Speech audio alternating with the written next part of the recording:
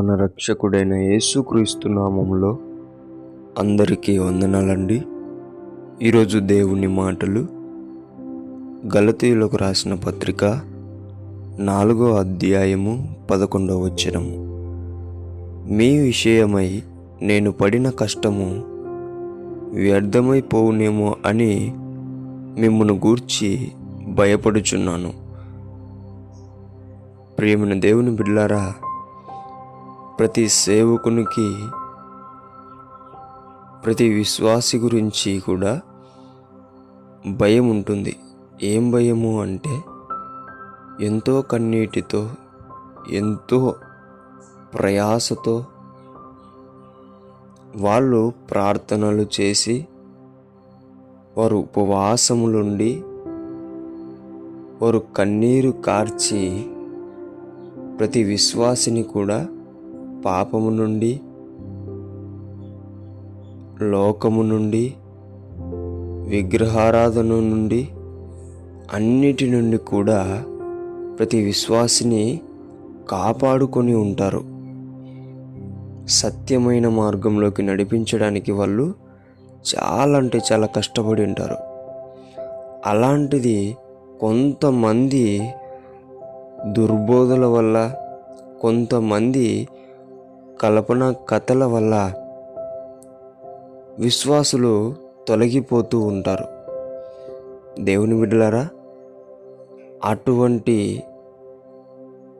తొలగిపోయే స్థితిలో నీ ఉండకూడదనేదే ఈరోజు దేవుని వాక్యం. ఎవరు ఏది చెప్తే అది నమ్మకూడదు అంటే, నీవు ముందుగా వాక్యం బాగా చదవాలా. నీ సేవకుడు ఎంతో కన్నీరు కార్చాడు, నీ సేవకుడు ఎంతగానో నీ కోసం ఉపవాసాలు ఉన్నాడు. కాబట్టి నువ్వు ఎప్పటికీ కూడా అతని ప్రయాసకు విలువనిచ్చి నీ భక్తిని, నీ విశ్వాసాన్ని నువ్వు కాపాడుకోవాలి, కానీ పోగొట్టుకోకూడదు. దేవుని నుండి, దేవుని వాక్యము నుండి, సత్యము నుండి ఎప్పటికీ తొలగిపోయే బిడ్డగా నీవు కాకోకుండా, నీ ద్వారా సేవకునికి భయం కలగకోకుండా, నీ ద్వారా సేవకునికి ధైర్యం వచ్చేలా నీవు జీవిస్తే గనక నీవు చాలా గొప్పవాడవు, మంచివాడవు, దేవునికి కూడా సన్నిహితంగా ఉన్నవాడవని ప్రతి ఒక్కరికి అర్థమవుతుంది.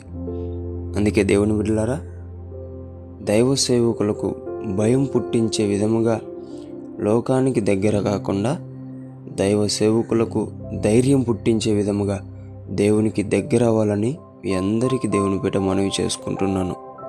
దేవుడి మాటలను దీవించునుగాక. ప్రార్థించుకుందాం. యేసయ్యా, మీకు వందనాలు నాయనా. మేమందరం ఇన్ని రోజులు దైవ సేవకులకు భయం పుట్టించే విధముగా లోకానికి దగ్గర అవుతున్నామేమో, అలా కాకుండా దైవ సేవకులకు ధైర్యం పుట్టించే విధముగా మేమందరం వాక్యము ద్వారా, ప్రార్థనల ద్వారా నీకు దగ్గరయ్యే బిడ్డలుగా సహాయం చేయమని యేసు నామములో ప్రార్థిస్తున్నాం తండ్రి. ఆమేన్.